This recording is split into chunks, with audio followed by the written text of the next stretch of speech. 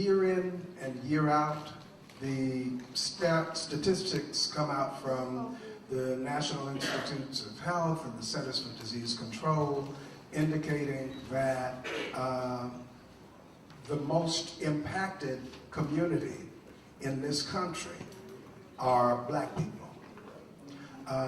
We know several weeks, months, and years into the pandemic that the epicenter of new incidents of HIV and AIDS in the black community is black men who have sex with men, and black men who have sex with men who also have female partners.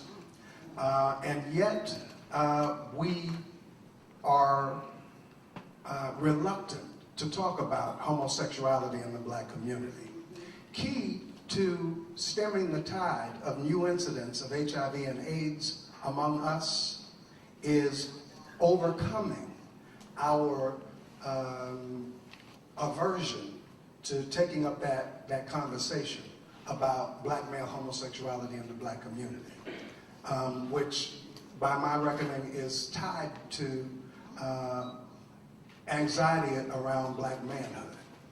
Yeah, and that's real and makes sense because of the historic and continuing emasculation of black men, both literal and figurative.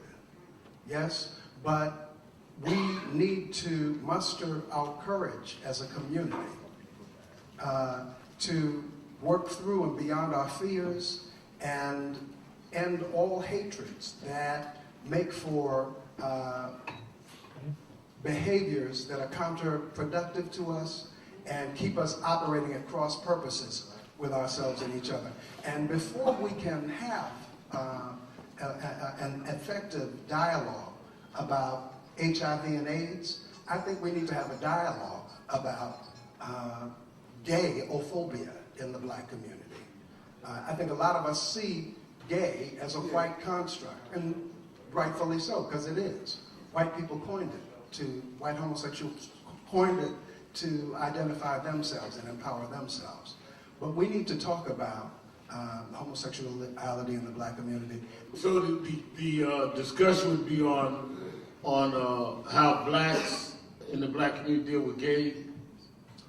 Deal with same-gender loving people, or don't deal with same-gender loving people, because we are threatened in our Black Manhood Resurrection campaign. All of the struggles that we have waged on these shores, from abolition and manumission to desegregation and civil rights to black power and black consciousness, at the heart of all of those struggles have been our recognition, the struggle for us to be recognized as men. You surely recall, all of y'all will recall, that in Memphis, during the march, at the march during which he was killed, what are the signs that the striking garbage workers read? Who remembers what those signs say? I am a man. I am a man. Both, yes, every day of their lives.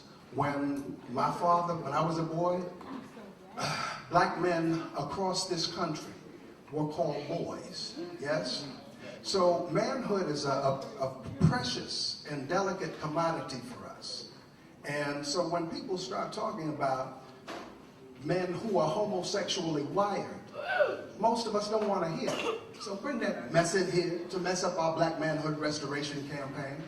But if we're going to effectively deal with the continually burgeoning incidents of HIV and AIDS among us, we got to have the conversation.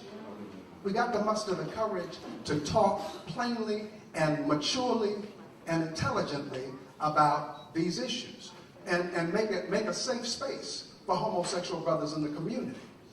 Well, let me say this. I think you're right. The dialogue has to happen. I don't know where and how we can fit in at the convention, but we should.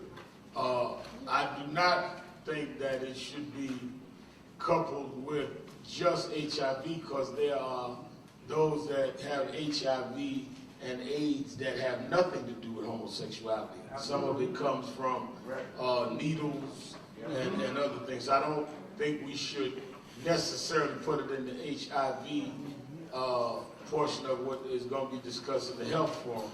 But let's think out how we can have, I think you're right, we need to have that discussion, because if I recall right, in the early civil rights days, people like Bayard Rustin and James Baldwin were demonized because of that.